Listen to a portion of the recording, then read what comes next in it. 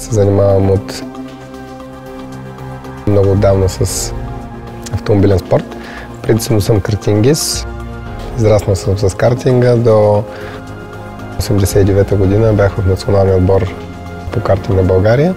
След това започнах да работя по усъвършенстване на бизнеса и развиване на семейния бизнес, който имахме търговия с резервни части. Дълги години така умишлено не ходех по състезания, както на картинг, така и на автомобили. Просто причина, че знаех, че това ми е на сърце и много ми липсва. В 2010 година съвсем на мой етап си купих един употребяван картинг от Германия. Започнах да карам картинг в нашия шампионат. Картинг е много труден спорт. Костваше ми доста време да си възвърна формата и покрай това едно BMW M5. Решихме на мой етап да се пуснем на писта Русе.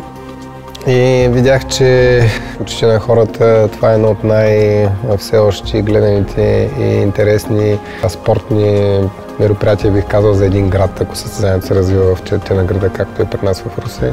Хората харесват този вид спорт, феновете са многобройни и видях като една възможност да облика в икономическа обосновка разходите, които се правят за този вид спорт. Започнахме да развиваме BMW-то. Стигнахме до едно ниво, което естествено от картинг спорта то вече не ме удовлетворяваше, защото на BMW-то двигател е разположен отпред. Центровете на разпределение на масите са доста по-различни от на истинските спортни автомобили. Започнах да обикалям из Англия, да си търся автомобил, който на мен ми е подходящ. Купих един автомобил на фирмата Радикал. Участвах с него една година в българския шампионат, станах шампион. Видях предимствата на специално направените автомобили за състезания. Срещнах англичани, които така много подкрепиха идеята, която вече ми се беше родила, да си направя автомобил, който да е различен от всички останали и съответно да е по-лесно достижим за извършването на спортна дейност.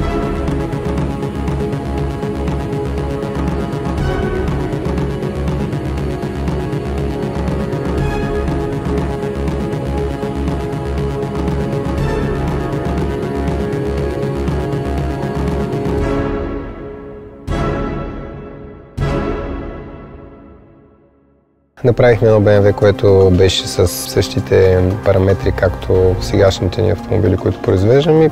Приблизително същия, естествено еволюцията е огромна. Казвам същия с централно разположен двигател, с задно разположена скоростна кутия, заден двигателен мост, само пластмасите отвънка и формата беше на BMW. Този тип автомобил се казва силуетен. Участвахме с него една година в шампионата. Мисля, че станахме трети в генералното класиране, при положение, че двигател беше 430 конски сили, стандартен от Chevrolet, пък Mitsubishi, които карат нашия шампионат, са кажи рече 2 пъти по толкова. Това доказа, че автомобилът е конкурентен и че е устойчив в състезателен режим, което не е малко, защото тези режими са едни от най-натварваните за един автомобил. Следващата стъпка беше да си направим купе, което всъщност да носи нашите разбирания.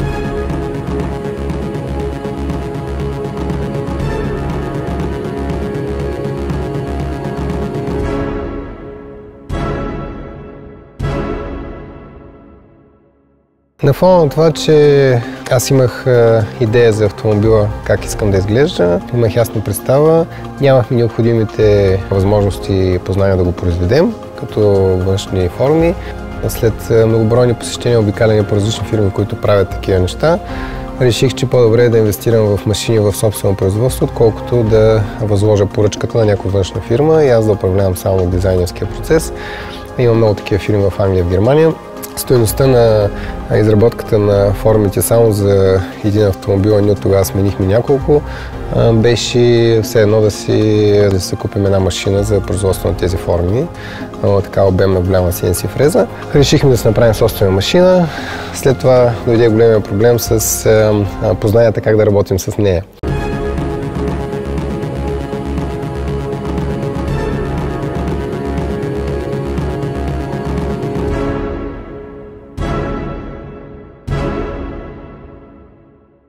За съжаление в България всички сме свидетели колко малко внимание се обръща на младежите на съвременното образование, да бъде в крак с технологиите, които се изискват на международните пазари на труда и изобщо в водещите страни в по-високите технологии. С много трудности успяхме да произведем първият прототип. с който участвахме през 2013, през януари месец на най-големият панаир в света, Автоспорт в Бирмингам. След участието ни и на самото участие на панаира видяхме, че интересът на хората е огромен към нещо ново и различно. Бяхме много далеч от сегашното представяне на автомобила като качество, форми, изработка и така нататък, но просто показахме нашата идея. Благодарен съм, че срещнахме хора, които въпреки многото недостатъци на първия автомобил, харесаха това нещо, подкрепиха ни и така дадоха ни стимул и ни криле да продължим напред.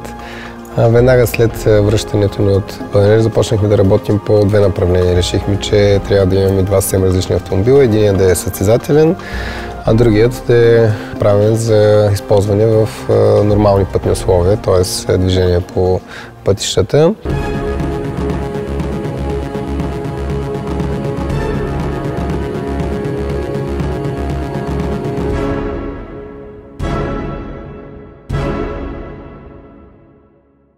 Екипът, който работим по СИН R1 е изцяло български. Имаме естествено помощ от чужбина. Това са нашите английски партньори. В момента автомобилите се намират в един така много добре оборудван сервис в Нюрбургринг. Това е легендарната писта в Германия. Нордшлайф и така нататък. Аз лично бях впечатлен от тази мания на хората да ходят там и да карат. Така че имаме нови приятели в Германия, които съответно искат да ни помогнат да развием автомобила напред, но като цяло основната дейност, която се извършва, е правим в България. Това е моята цел, да организираме едно малко производство в Русе, в нашия роден град. Плановете ни са да произвеждаме до 2 години по 10 автомобила на месец, което общо взето никога се класифицира в така малък европейски производител на автомобили. Има такъв клас, такава асоциация в Англия, в която членуваме с английската ни фирма. Залагаме страшно много на младите хора. Естествено, в момента основната дейност се базира на хора с опит.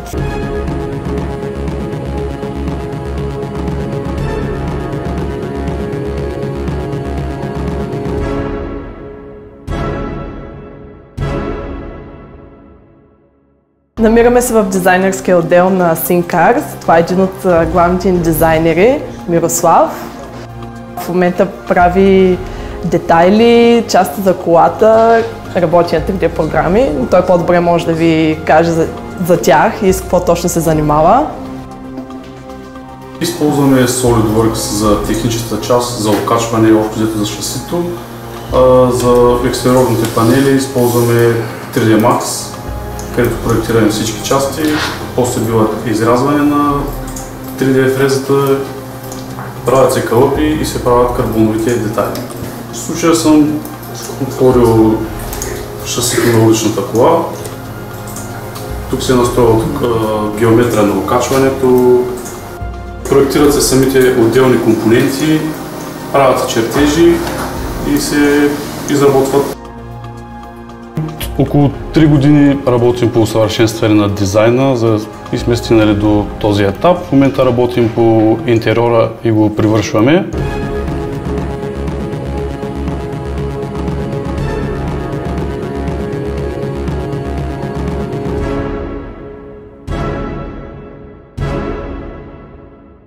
Това са Иван и Владо. Те също се занимават с 3D дизайн.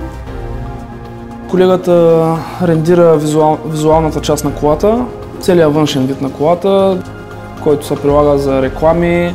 Всички графични елементи, които са в сайта, се изработват с V-Ray и с 3D Max. SolidWorks също се използва много. Правим конфигуратор към сайта. Да, ще има такава функция в сайта на колата, където клиентите ще могат да си избират различни конфигурации на външния вид, бои, кои елементи да са карбонови, кои да са, да са някакъв цвят, да е боя, да не е карбон. Всеки детал е някакво предизвикателство.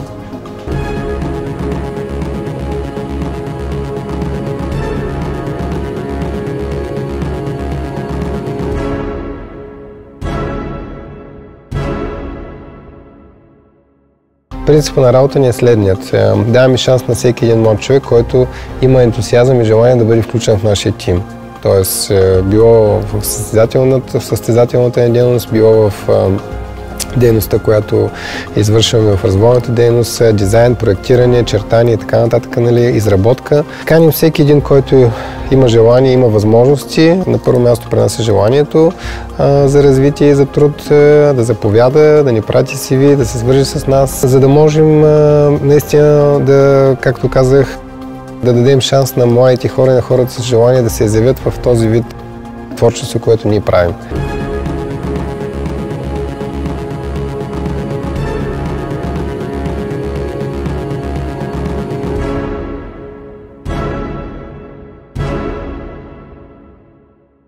Ще се опитаме да ви представим накратко нашето производство. От една година имаме така нареченият Carbon Shop, т.е. правим си всички карбонови детайли сами. Тук в Русе автомобилът е направен над 80% от карбон. В основата му стои стоманена конструкция тръбна, която е с много специални тръби. Същите тръби се използват и за състезателните автомобили, за производство на обезопасителни клетки. Карбоновото производство е уникално трудно, уникално специфично, много малко разпространено в България, за съжаление, много модерно и много високотехнологично от гледна точка на това, че получаваме страшно много голяма твърдост с много ниско тегло. Опитваме се да използваме само най-доброто от водещите автомобилни марки в Англия и в Германия като части. И оттам нататък влагаме съответно, както казах, опитът и нашата така български ентусиазъм да покажем нещо различно и наистина качествено, което може да се сравнява с автомобилите от този клас на световно ниво.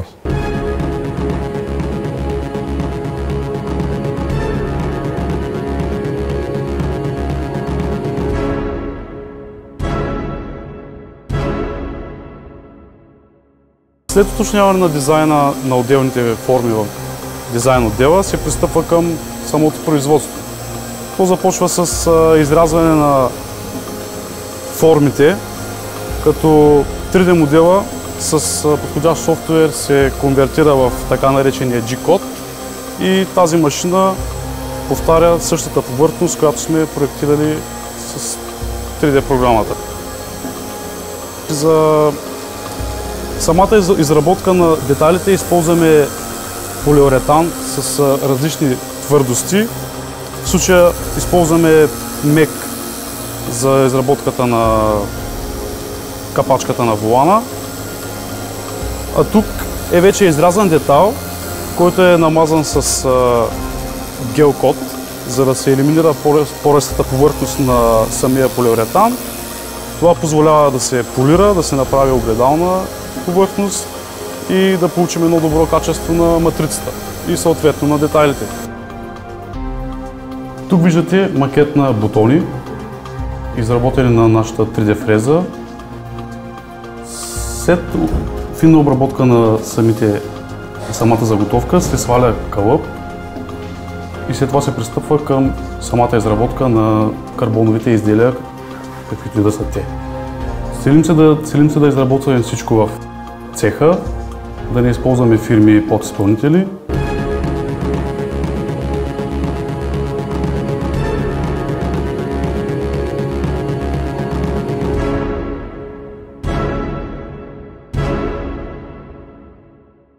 Дизайнът, който разработихме, много хора казват, че автомобилът ни прилича на подобен тип автомобили, GT автомобили. Първо, GT автомобилът е направен и измислен като автомобил, който е различен от нормалния, да може да произвежда в хората, които го наблюдават, така едни различни чувства, една радост, една така възхита от автомобилът, който стои пред тях. Всички такива автомобили притежават нещо уникално и екстравагантно. Опитахме се нашият автомобил да ни прилича на нито един от всички водещи марки и същевременно с това да е различен и екстравагантен. Помогна ни за това много наш именит съгражданин, който е така много добър в дизайна и в производството на нощни клубове. Той като наш клиент дойде един ден и каза: този автомобил първоначално, който ние бяхме разработили, съгласно всички норми на аеродинамиката, този автомобил да не си мислите да ми го предложите да си го купя. И аз казах, не на тебе, ще го предложим на хора в чужбина, защото ти едва ли ще си го купиш. Не, аз искам да си го купя, но в този вид няма да си го купя, защото той е страшно скучен. Аз искам като погледна колата и да кажа вау, и тя да ме грабне от първия момент и да имам така огромното желание да стана собственик на тая кола. Тогава ни седнахме и се замислихме с един от нашите дизайнери и така общо взето решихме, че той е прав. Подостихме здрава молива и резултатът, който в момента виждате като последния вариант на нашия автомобил, е това, което след това всъщност направихме.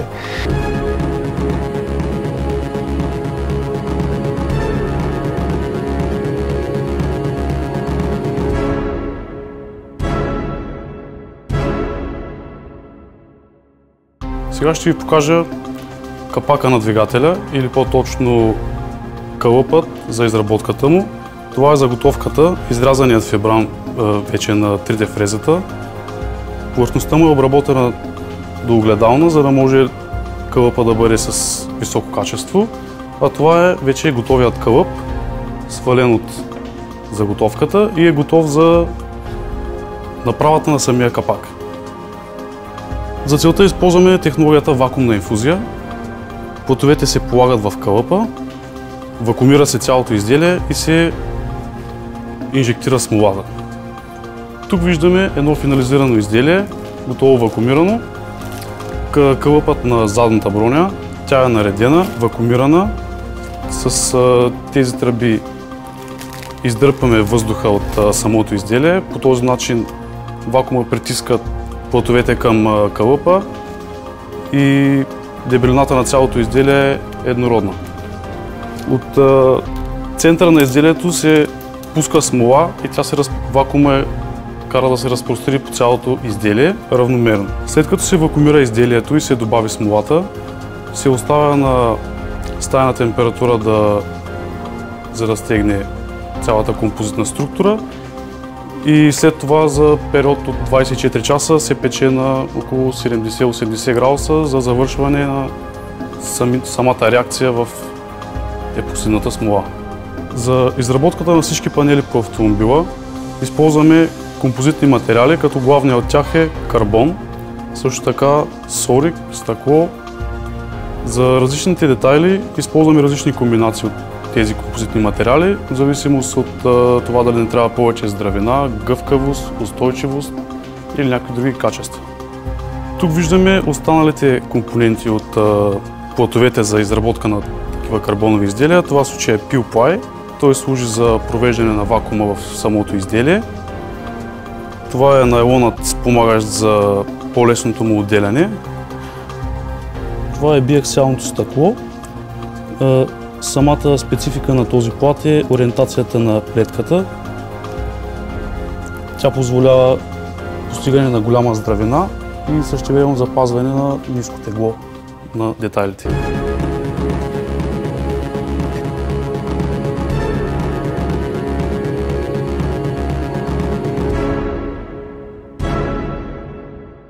С много усилия успяхме да произведем първият действащ прототип, който можеше да се кара и да се движи за фестивал в Speed Goodwood. Това е най-големият фестивал в света. В едно имение се събират 200 000 човека на ден. Всички водещи автомобилни фирми в света на моторспорта, отбори, тимове, Формула 1 водещи отбори, всички са поканени от собственика на имението безплатно да участват в този фестивал. Предоставим се место, предоставим се възможност да карат по различни видове терени. Рали автомобилите карат в рали отсечка, пистовите автомобили карат по около миля и половина отсечка, която е като част от планинско първенство.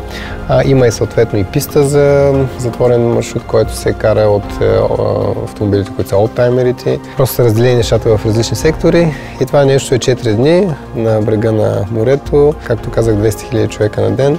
Билета за вход струва 70 паунда. Сами може да си представите за какъв бизнес става дума. Аз много мечтая в България имаме възможност да направим нещо подобно за бъдеще. Интересът също беше огромен. Бяхме поставени в топ 40 Мишелин Суперкар Рън, което така леко ни стресна, защото от едната страна бяха най-новите модели на Бентли, от другата страна бяха всички Ролс-Ройси, срещу нас бяха Порше, Ферари, Макларен и така нататък. Успяхме да се представим добре, естествено автомобилът ни беше съвършен, имаше страшно много места за усъвършенстване. Съответно пак получих много препоръки.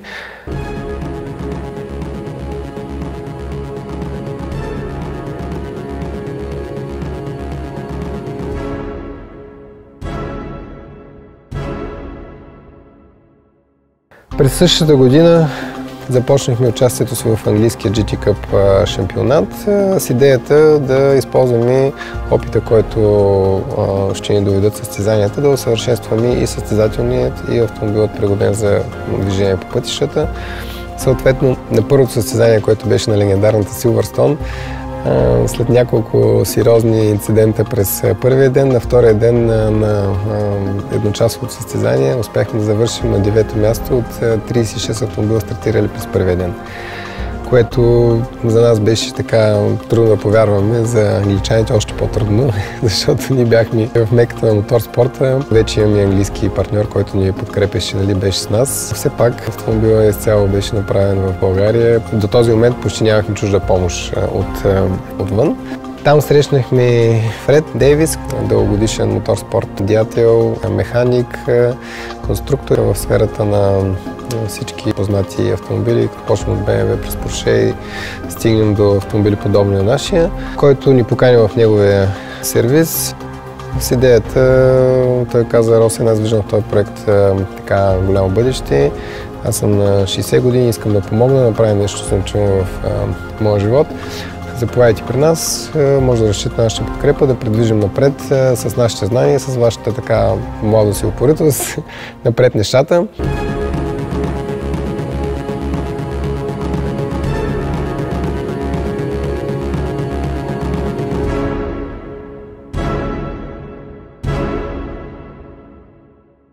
Участвахме до края на годината в шампионата, натрупахме страшно много опит. Най-доброто ни класиране беше, следващото беше, стигнахме до второ място в класът в Донингтън парк, но една много глупава повреда така ни извади от строя. Просто се изкриви един пушрот, който бяхме направили от недостатъчно твърда стомана. През зимата на 2013-2014 работихме усилено вече по новият автомобил, който Фред проектира заедно с нас. Той се използвахме изцяло неговия опит, натрупан през годините и всички така детски болести, които ние имахме чудене дали, примерно, да използваме точката за закрепване на носача в една позиция или в друга. Има много вариации при дизайна, при конструирането, където от инженерна гледна точка, както наблюдаваме и във Формула 1, хората, които се интересуват, знаят примерно, че Ферари през последните години смени от пушрот на пулрот системата за окачването.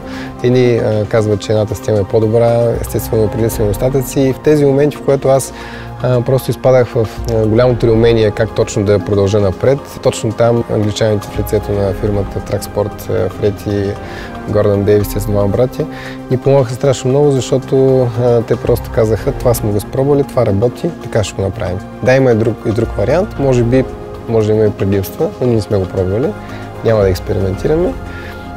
Искаме да вървим по максимално бързия и сигурен път. Изчистихме всички такива въпроси и точки, които евентуално биха създали някакви проблеми, съгласно техния опит, и произведохме две изцяло нови шасита, като вече тотално разделихме автомобилите на два вида, защото автомобил, който е проектиран за каране по нормални пътни условия, трябва да бъде с минимум 140 мм просвет между най-ниската част на автомобила и между повърхността под него. Докато състезателният автомобил е проектиран за движение при 60 мм.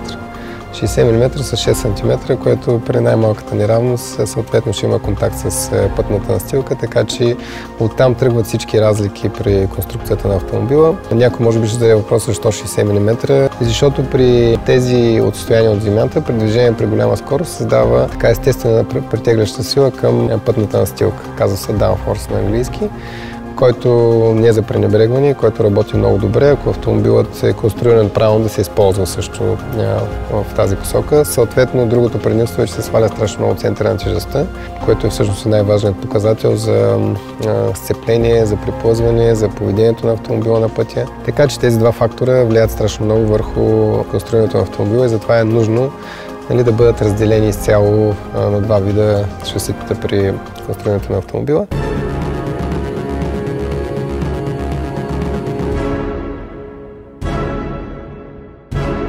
Оттам нататък нашата цел беше отново автоспорт в Бирмингам, отново представихме следващия прототип.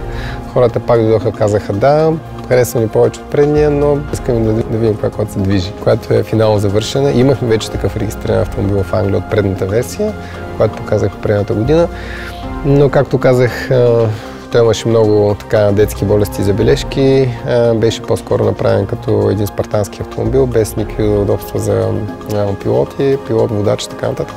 След това положихме през 2014 усилия през миналата година да се представим на време с новият автомобил на Goodwood, отново на този фестивал Speed, който беше през средата на юли месец. Успяхме да направим новият автомобил. Този път ни бяха класирали от страната на по-големите марки автомобили. На нашата редичка бяха... На първо място беше McLaren P1, който миналата година беше хит в Англия.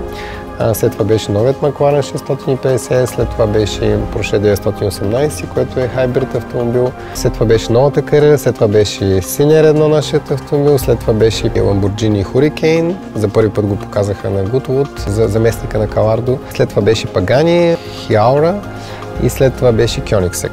BMW 8 беше съвсем в края, той не е толкова интересен.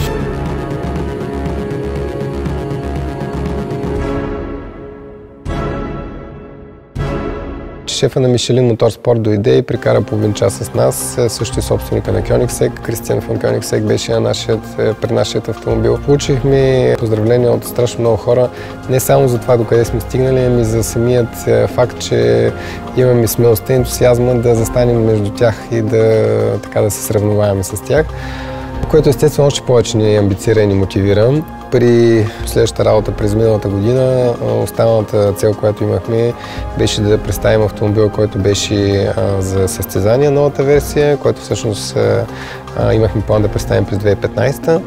Но поради това, че все пак искахме да го тестваме, да го изпробваме, положихме неимоверни усилия да произведем такъв прототип, който можеше да се кара и участвахме в последните две състезания в Англия, при което се класирахме много добре. Автомобилът показа невероятни способности, като за пример мога да кажа последното ни участие в Oulton Park, без достатъчно тренировки, без необходимите електронни системи, които заводските отбори имат. Ние имахме време 4 секунди по-слабо обиколка от заводския McLaren, който е първи в нашия шампионат. На практика, ако елиминираме разликата в системите, които ние използвахме, като IBS Traction Control, които те имаха, пък ние нямахме възможност да използваме, това време всъщност на практика трябва да се счита, че почти е нулево като разлика.